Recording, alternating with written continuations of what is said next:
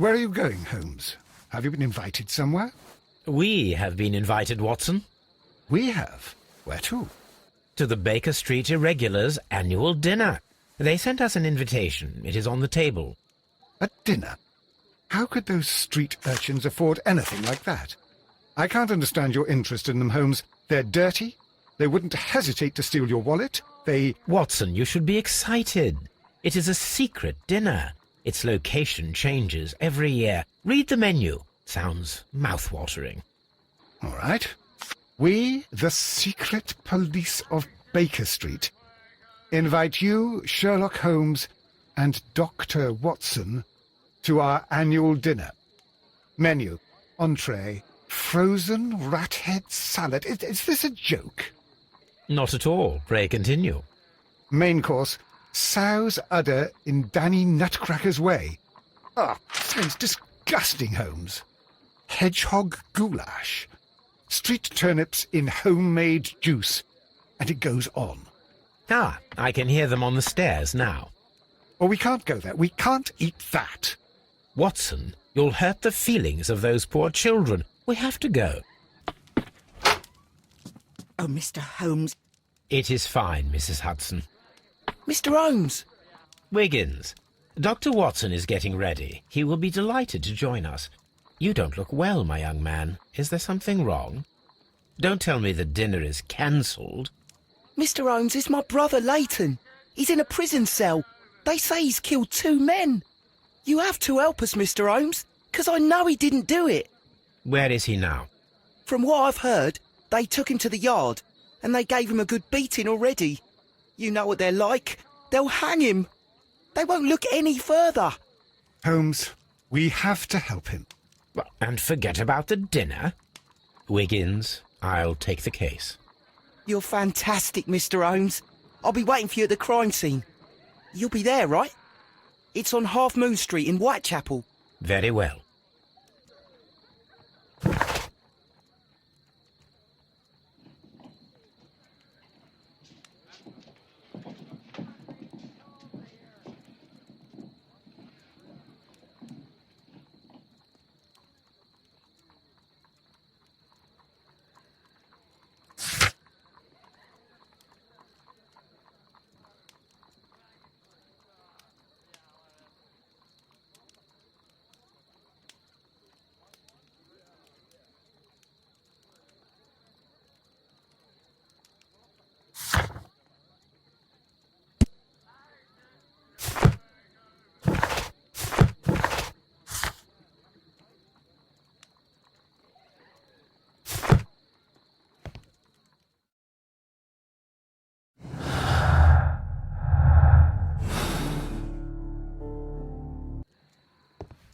A map of...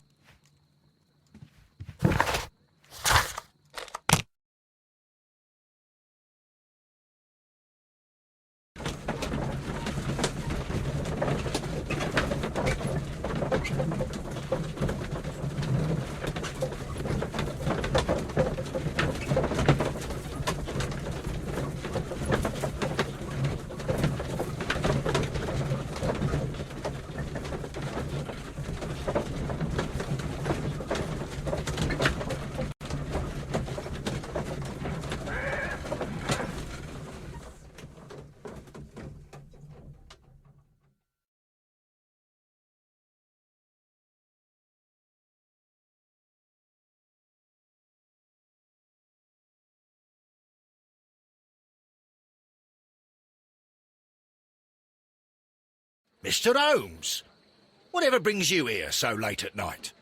I'm interested in the case of young Leighton Chapman. He was arrested earlier this evening and accused of a double murder. I beg your pardon? That case is quite clear to the police. Or are there any new facts that we don't know about? Who knows, Inspector? Look, you are free to investigate, of course, Mr. Holmes.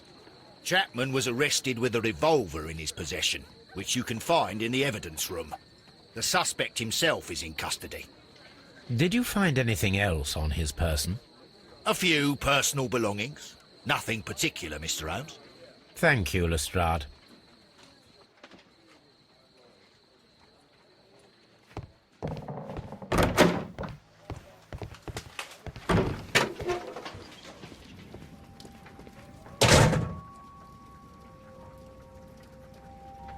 These cigarettes are filled with cheap tobacco.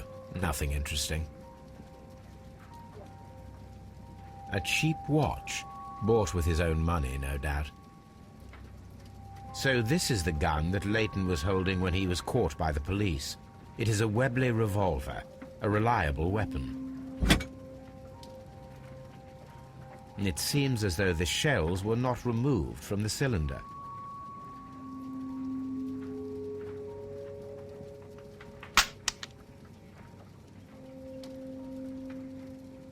Two out of the 6 shells have been fired. There were 2 shots.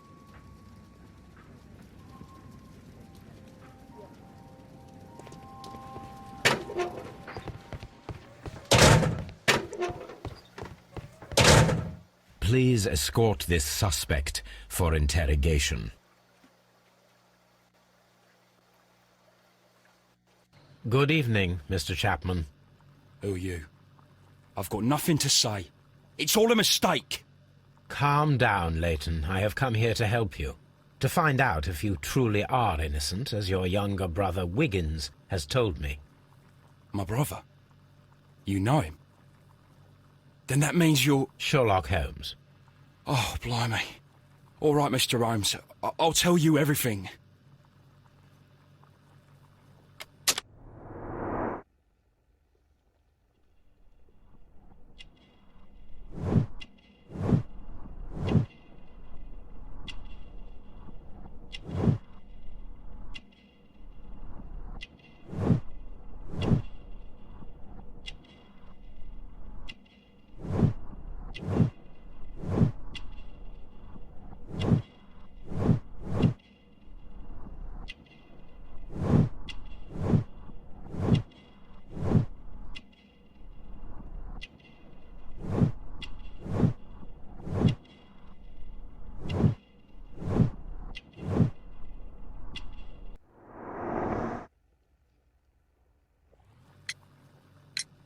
Good. Tell me your account of what happened. I left my work and I hurried up to see the fireworks in Whitechapel. I was late, so I decided to cut through Half Moon Street. I saw the first fireworks light up in the sky. I bumped into a constable on a corner before entering Half Moon. Then suddenly, what with all the firework flare, I saw 2 men. They were both lying flat in the middle of the street. I stopped where I was. I thought about turning back to the police, but as I was thinking of that, I saw a third person. He was leaning over the body that was furthest from me. The second I saw him, he raised his head and he stared at me. In a flash, I saw his gun, but he made a dash for it instead and he escaped through Whitechapel Street. So you might still have had time to return to the constable. I panicked. I didn't know what to do. Anyway, I approached the bodies just to see if they were still alive. I saw that one had blood pumping out of his stomach. He was dying. It was horrible. The second one was already dead. He had a hole in his head. He was holding a gun in his hand, though. I took it, and then I followed the third man. Interesting. Pray, continue. I turned a corner, and I saw the man standing in the middle of the street. He seemed to be in some sort of panic. And then, Mr. Holmes, something strange happened. I told the police and they laughed at what I said, but I swear to you, my words are true. I started running towards him. But then I was blinded by a flash. It was so bright that I hardly saw anything for a good dozen seconds. But I kept running forward. As I arrived in Whitechapel, I heard a woman screaming. And then I was caught by the police. But there wasn't a trace of that man. Of course, then they found a gun and all that blood. I couldn't see the murderer escaping and all that mess. Perhaps I was still half-blinded at that moment. A thrilling account, my young man. Leighton, are you able to describe the person whom you saw standing in Half Moon Street? Well, I wasn't able to see his face at all. It was too dark, and he was too far away. I could see his silhouette. And what about that? Nothing so special. He was wearing a jacket. He was quite average in size and his weight. I see. Was there anything else that struck you at the time? No. But perhaps... It's strange, but I can't remember the sound of his footsteps as he was running away. Perhaps it was because of the fireworks or the surprise of me seeing him. We shall see you soon, young man.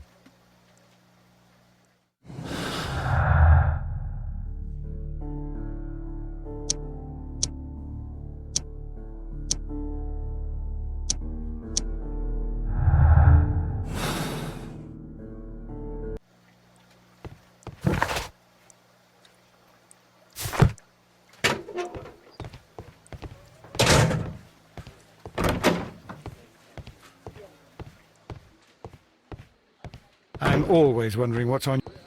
Mr. Holmes, what is...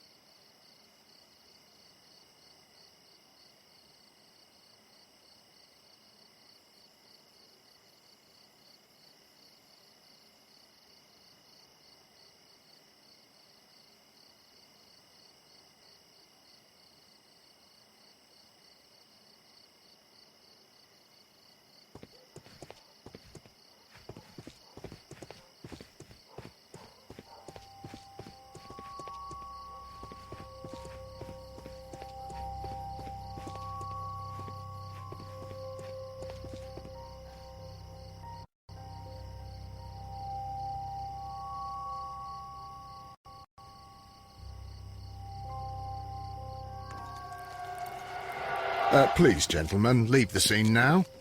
Oh, Mr. Holmes, is that you? Good evening, Constable... Constable Marrow. I was here with Inspector Aberline during the Ripper case, Mr. Holmes, back in '88.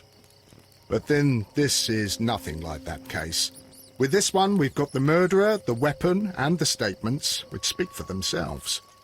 Of course, Marrow. But you know that appearances can sometimes be deceiving. Who were the victims? The two men here, both shot. The stab fellow was Brian Vercotti, a well-known ruffian. The other, Kenneth Butler, a jeweller by trade. You spoke of statements. You have witnesses? Well, I was there, so I gave my own statement. And then there were two other witnesses who said they saw the killer Chapman. Mr. Turner, a gentleman who lives in that flat over there. And Polly Powell, a flower seller, who was over at the far side of the street. So, Constable Marrow, I should be delighted to hear your testimony. I was standing at the north side of Half Moon Street. That was the side that you came from. But you would have been unable to observe this part of the street, where we are standing now. That is correct. But I saw the two victims slowly enter Half Moon Street, and then shortly after, the fireworks started. A few minutes after that, the fellow Chapman rushed towards me and ran into Half Moon Street. Please continue. I didn't pay attention, but suddenly I heard a woman's cries and police whistles on the other side of Half Moon Street. I rushed over there and I saw the two dead bodies on the ground. When I reached Whitechapel Street, I saw Leighton Chapman. He'd been caught by two police constables. Did you hear the shots? I didn't hear any shots. The fireworks were all over the sky. They were so loud I couldn't hear anything else. What were the fireworks in honour of, Constable? Well, today's Queen Victoria's birthday, Mr. Holmes. Ah, yes, I appear to have lost track of the days. It is May now, of course. Constable Marrow, what else caught your attention while you were running through Half Moon Street? I saw nothing but rats, and I took the time to light every corner with my lamp. Did you happen to look up at Mr. Turner's window when you were on Half Moon Street at that time? Yes, I saw that the window was open, but no one was there. It was dark in the room. Constable, your statements have been of great value to me.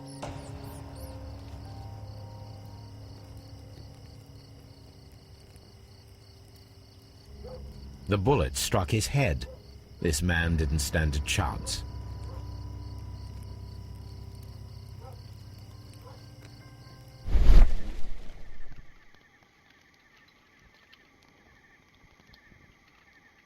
A piece of wood that has stuck between the cobblestones.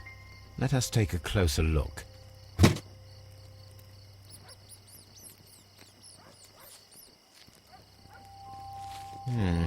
This shard of wood is quite new.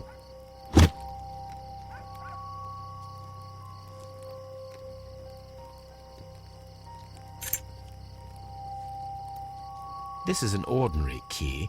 I wonder what kind of door it opens.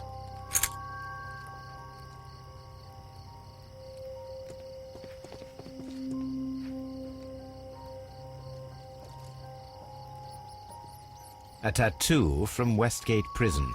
Vercotti must have done some time there. Brian Vercotti and Leighton Chapman both have identical Westgate Prison tattoos. They were most likely acquainted. He tried to stop the bleeding with his hand. Death was not instant. The bullet penetrated his stomach, a dreadful wound.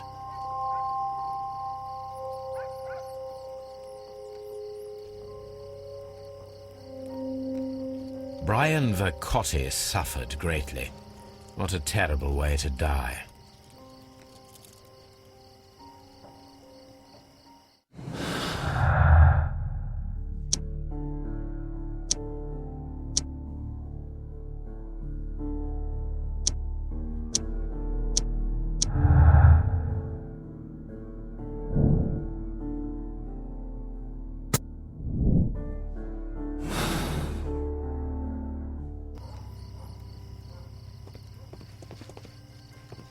It would be my pleasure to assist you with your investigation, Mr. Holmes.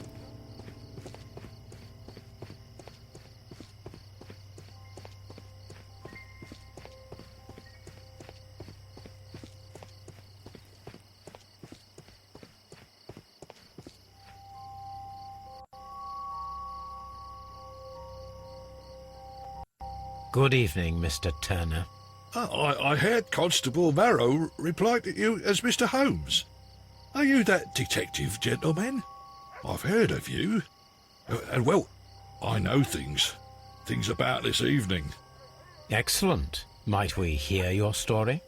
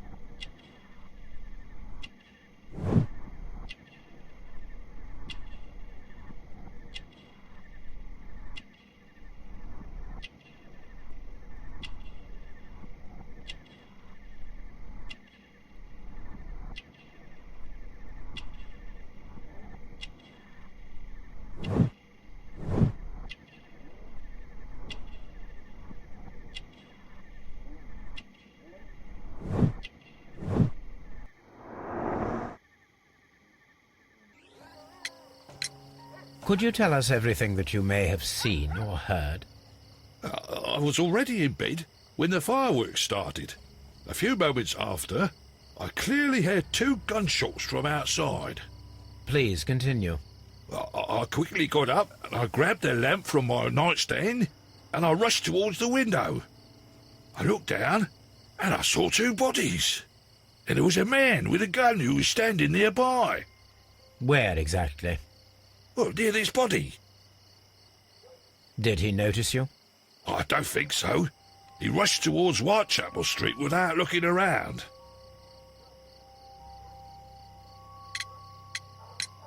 Mr. Turner, did you see anyone else in the street? No, I saw no one but that man, the murderer, the fellow they caught. Were the 2 shots you heard consecutive? Yes, there was a very short pause between them, and they sounded different somehow. It seemed to me that the second shot was louder than the first. That is an interesting comment. Mr. Turner, what were your actions after you stepped up to the window? I was afraid that the man with a gun might return, so I stayed close to the window till I saw the policeman coming in the Half Moon from Whitechapel. Then I walked out to tell them everything I saw. You have helped us a great...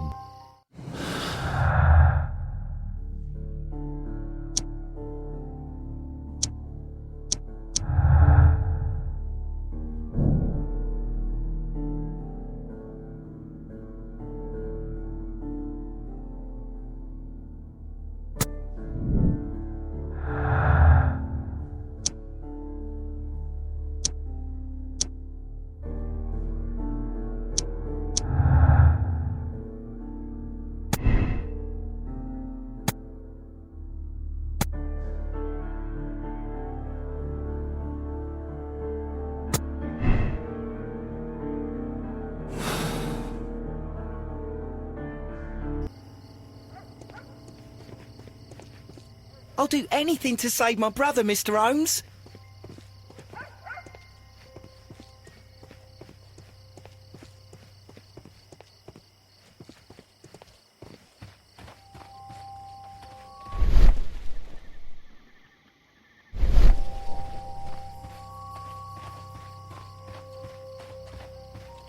Locked.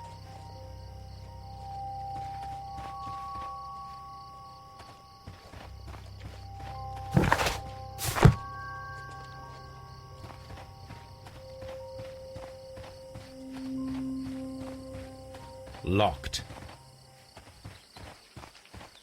Locked.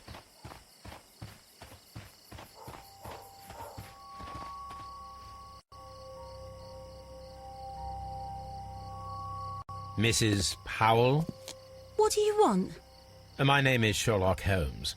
I'm assisting the police with their investigation of the crime that took place this evening. Well, I've already gave my testimony, but very well.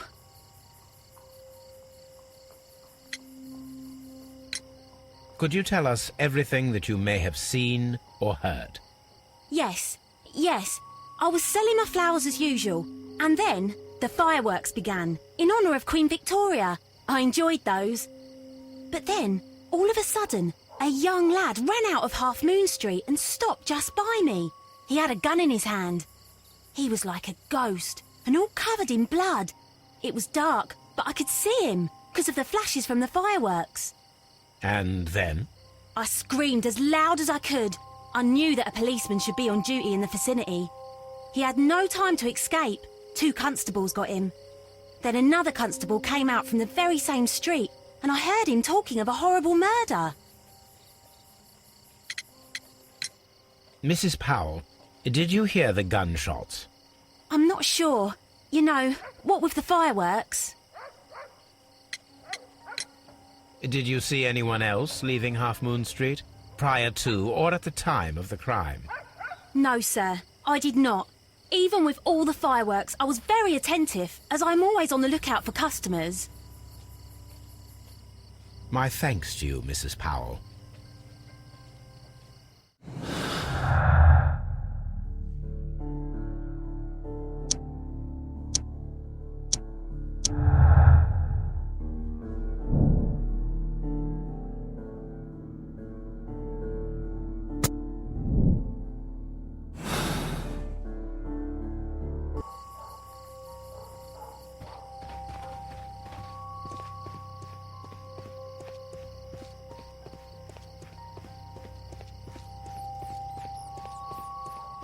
I'm always wondering what's on your mind, Holmes.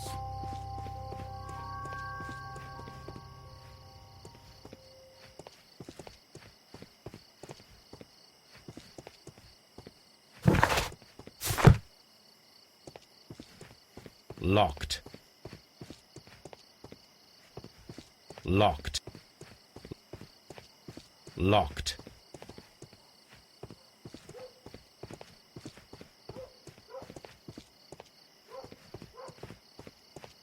Locked.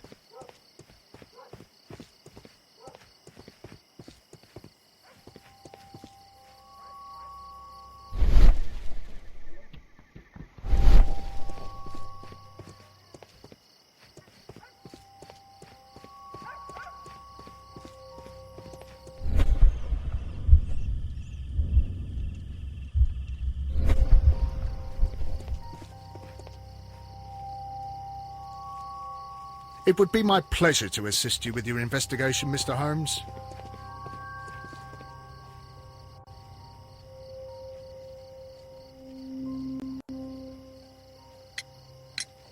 Mr. Turner, you have stated that you remained close by your window after the crime, is that correct? Oh, yes, Mr. Holmes. I stayed at my window until the policeman arrived to examine the dead bodies.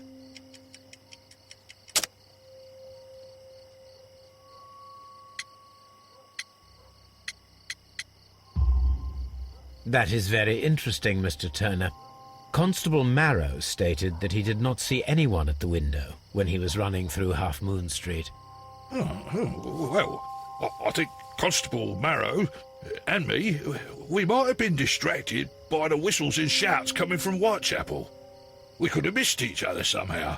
You understand what I mean? It was a bit of a stressful moment, to tell you the truth, sir. Allow me to form my own theories, Mr. Turner. Would you mind showing me the view that you had from your window? Not at all, Mr. Holmes. Please, follow me.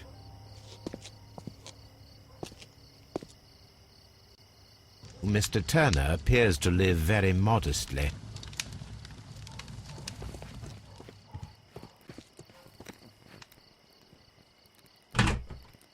So, that's the view Mr. Turner had when he opened the window. Brian Vercotti's contorted corpse. The dead body of Kenneth Butler.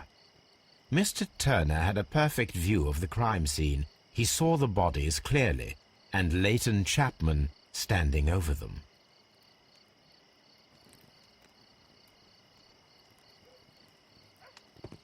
Anything else you would like to know?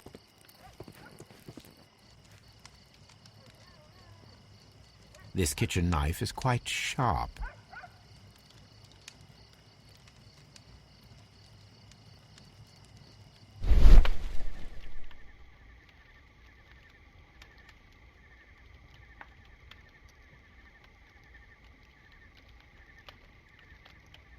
There are pieces of shredded paper scattered over the table.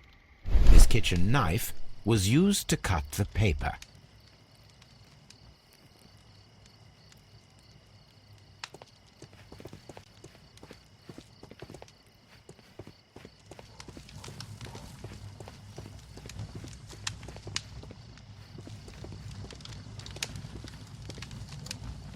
This fire is dying out.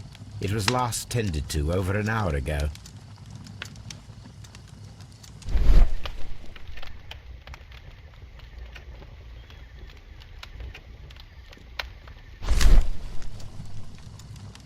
The papers are almost entirely burned. I am unable to see what's written here.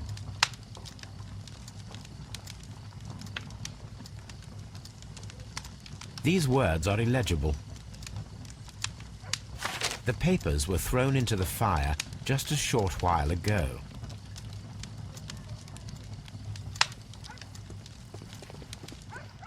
Mr. Turner was roused from his bed by the sound of gunshots.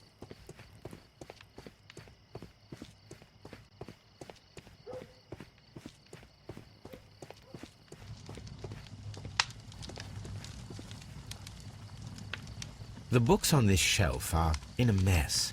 It looks as though Mr. Turner was trying to find something in a hurry here, a short while ago.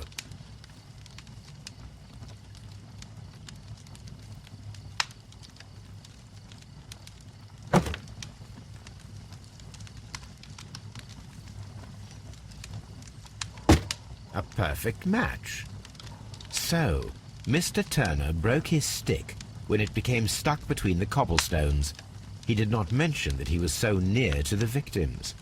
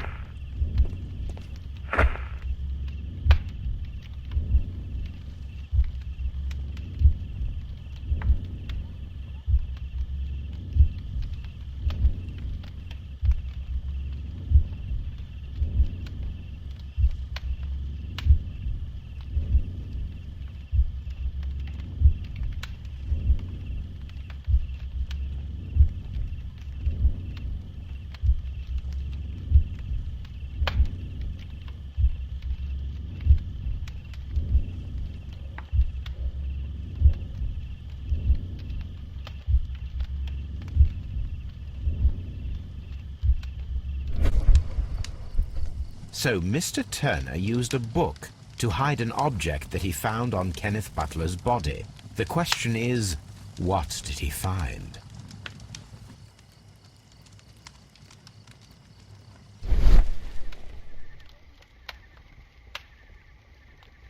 I can see prints from greasy fingers upon the cover of this book. Let us take a closer look. Well now, what a find! A precious jewel, concealed inside a book. A bracelet with a unique ram's head design. a distinctive feature of ancient Grecian artifacts, probably of the Hellenistic era.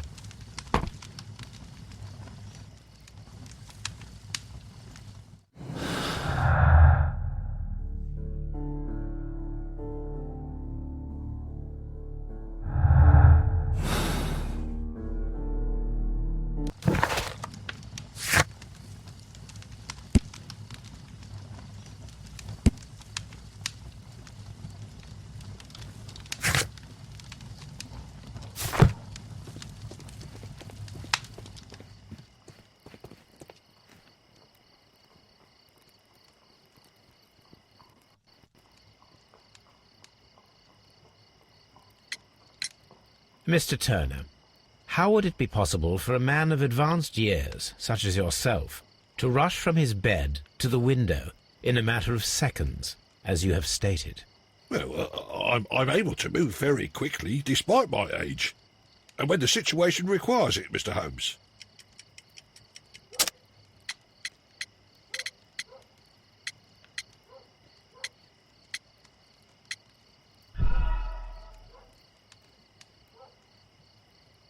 Well, I'm able to move very quickly, despite my age. And when the situation requires it, Mr. Holmes.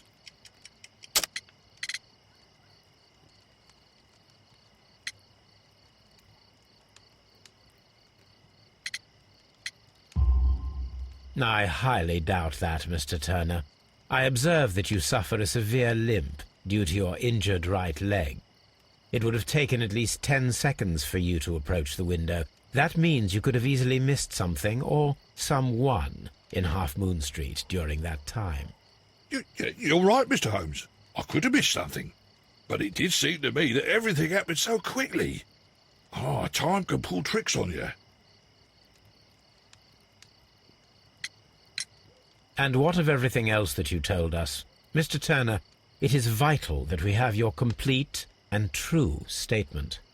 Mr. Holmes, I do assure you that the other things I said were most sincere.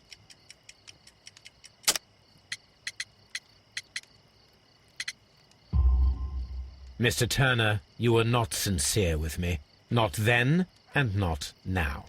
But Mr. Holmes... This, Mr. Turner, does not look like anything that a poor man might possess. It is worth more than the home that you live in. I can explain.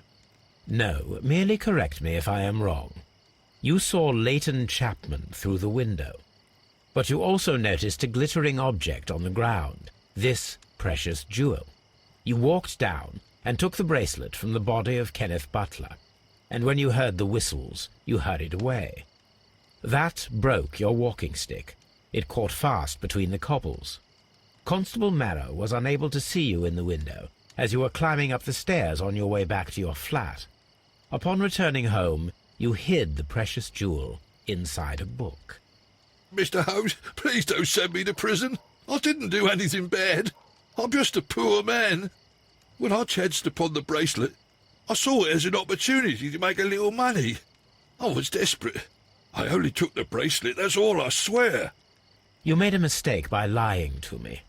But you are not a criminal. I believe that. Although I must return this bracelet to its rightful owner.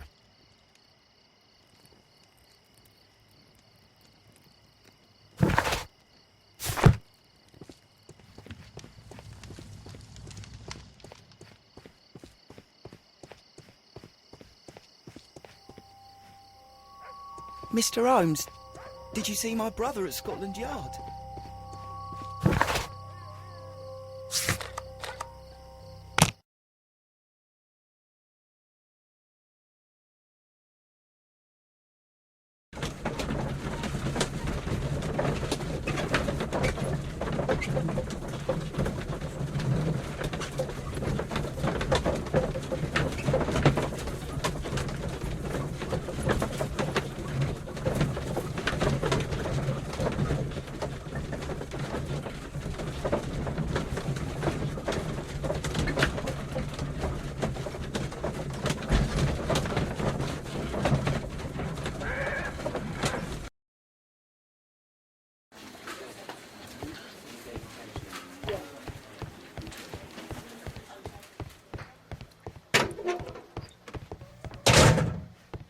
please escort this suspect for interrogation?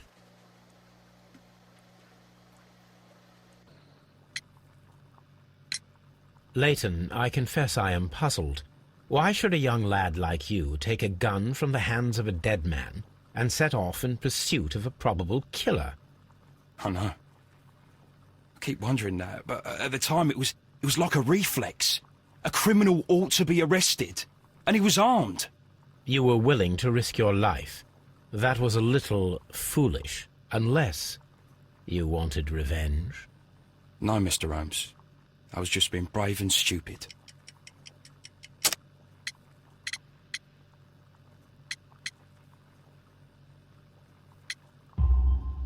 I'm sure that you were, but I believe that you may have recognized one of the victims, Brian Vercotti. You knew that gentleman well, did you not? However could you know that? You have a typical tattoo of the Westgate Brotherhood upon your hand. I observed exactly the same mark upon Mr. Vercotti. You came to know him from your sharing a past prison sentence. Am I correct, Mr. Chapman? Oh, God. You're right, Mr. Holmes. Would you tell me a little about Brian Vercotti? We were convicted for a robbery. Once in prison, both of us joined one of these fraternities. During that year, we tried to help each other out, you know? You were quite young then, I believe. Yes, Mr. Holmes, we were.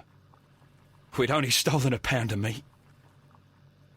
After we were released, and when I saw what my little brother had become, I decided to work towards living an honest life. And Vercotti? He had a hard time. His sister had died in a Whitechapel dispensary while he was in prison. He had no family anymore. Our paths split. He fell back into crime. So you lost him? Yes. And for around 2 years, I heard no news of him at all. We shall see you soon, young man.